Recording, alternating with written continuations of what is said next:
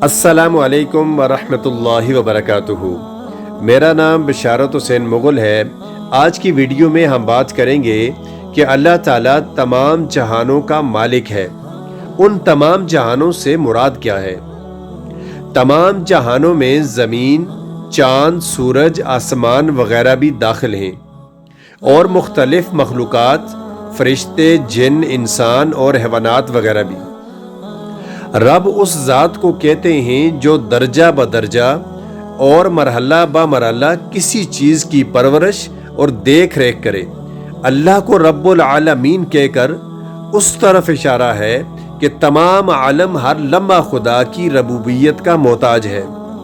ایسا نہیں کہ اللہ نے کائنات کو پیدا کر کے چھوڑ دیا ہو، اب بس خود پورا نظام کائنات چل رہا ہو اور کائنات خدا کی محتاج نہ رہی ہو، جیسا کہ بعض فلاسفر اور ملحدین کا نقطہ نظر تھا۔